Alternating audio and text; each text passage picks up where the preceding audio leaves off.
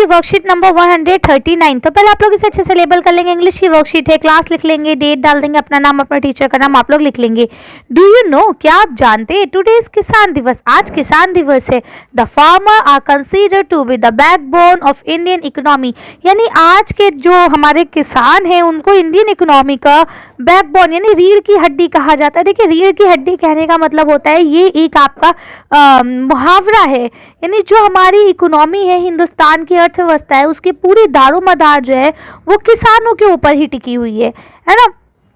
In order to appreciate the role of farmer in providing food on our plates and the tireless labor put in them to provide our nation with food security and commemorate the birth anniversary of the 5th Prime Minister of India, Shri Chaudhry Charan Singh, 23rd December, celebrated as a Kisan Divas in India every year। अब ये कहते हैं कि किसानों को हमें appreciate करना चाहिए, यानी उनकी हमें इज्जत करनी चाहिए, उन्हें और ज़्यादा अप्रिशिएट करना चाहिए। क्यों?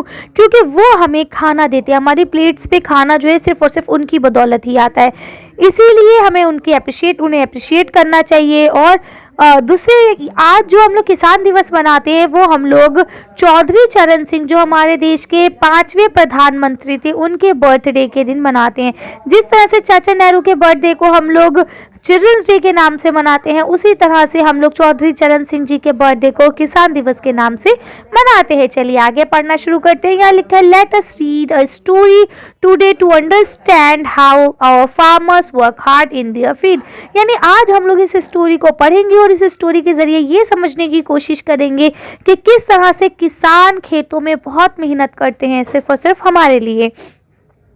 तो देखिए लिखा है, this is the story about a boy named Abdul, यानी कि आज जो हम स्टोरी पढ़ने जा रहे हैं ये अब्दुल नाम के एक बच्चे की है। हु वाज हेल्पिंग हिज अब्बू, यानी वो अपने अब्बू की मदद करते हैं इन देयर वेजिटेबल फील्ड्स, यानी जो उनकी वेजिटेबल्स की फील्ड है, यानी कि सब्जियों की जो खेत है उसमें वो उनकी मदद करता है। He was cleaning the dry leaves and grass from the vegetable beds, यानी कि जो क्यारी है, बेड माने क्या होता है, क्यारी, क्यारी में से मुरझाई हुई पत्तियां और बेकार की जो घासें हैं उसको वहां से क्लीन करने में वो अपने अब्बू की मदद करता है। But it was not easy to pull out even the small घास, स्मॉल ग्रास को भी चुप्पे से खींचना, पुल मानो तो खींचना है ना, उनको भी खींचना आसान काम नहीं है। अब्बू told him, अब्बू कहते हैं, that the roots of the grass were strong, यानी कि घास की जो जड़ें हैं वो बहुत ज़्यादा स्ट्रॉन्ग होती है, and they had to be dug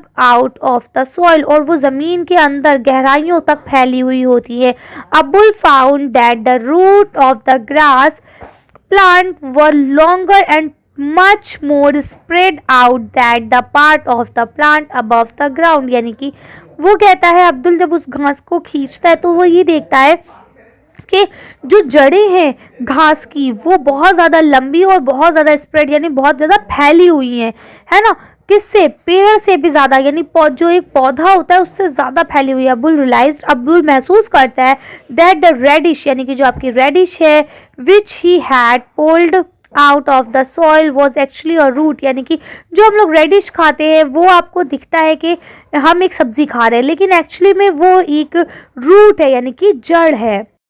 देखते हैं आगे, डू यू नो, क्या आप जानते हैं, दैट ट्री हैव रूट्स, यानी ट्री जो है, पेड़ जो उनके रूट्स होते हैं, that help them remain firm and strong even during high winds, यानी कि जो ट्रीज हैं उनके अंदर भी जड़ें होती हैं जो कि उन्हें बहुत तेज हवा में रोके रखती हैं, उन्हें मजबूत बनाने की कोशिश करती है। Roots are part of the plant that grow under the ground, यानी कि रूट्स जो है वो भी पेड़ों का एक हिस्सा होते हैं जो कि जमीन के अंदर उगते हैं।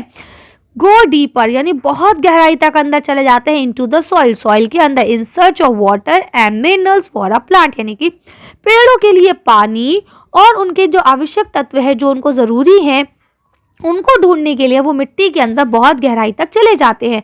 अब आपको यहाँ क्वेश्चन नंबर 1 दिया गया है, identify and write down the name of any 5 fruits that we eat, यानी अब यहाँ आपको कुछ पिक्चर्स दी गई हैं, उनको देखते हुए a picture box given below for your help, है ना, यहाँ आपको हेल्प आपकी मदद के लिए पिक्चर का एक बॉक्स दिया गया है, इसको देखते हुए आपको 5 ऐसे फ्रूट्स या वेजिटेबल या ऐसे रूट्स के नाम देखते हैं जिन्हें हम खाते हैं।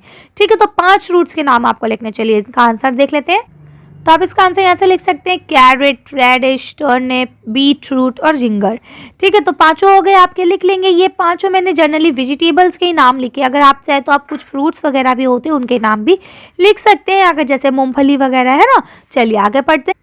यहाँ आपका सेकंड क्वेश्चन लिखा है now let us answer the question given. अब आपको जो नीचे क्वेश्चन दिए गए उनके आंसर आपको देने। How was Abdul helping his father, यानी अब्दुल जो है वो अपने पापा की हेल्प किस तरह से करता है।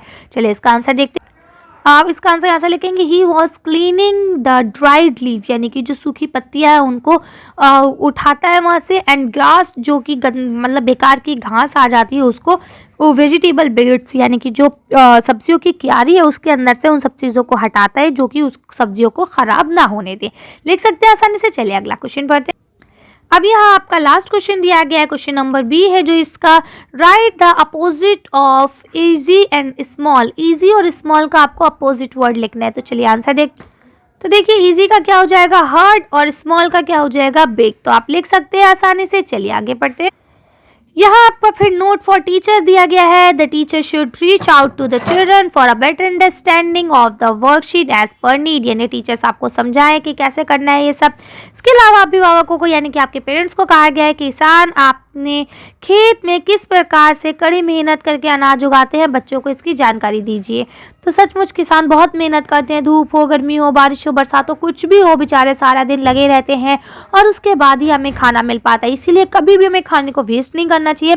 हमेशा खाना उतना ही ले जितना आप लोग खा सकते हैं। और अगर आपको लगता है कि खाना बचने वाला है, मुझसे नहीं खाया जा रहा, तो आप मम्मा से, पापा से या भाई से, किसी के साथ भी उसे शेयर कर ले ताकि वो वेस्ट ना हो। ठीक है, चलिए तो आज की वीडियो को यही खत्म करते हैं। आज की वीडियो में बस इतना ही। अगर आपको मेरी वीडियो पसंद आई हो तो प्लीज़ लाइक और शेयर करें। अगर अभी तक आपने हमारे चैनल को सब्सक्राइब नहीं करा तो प्लीज़ मेरे चैनल को सब्सक्राइब करें। Thank you for watching.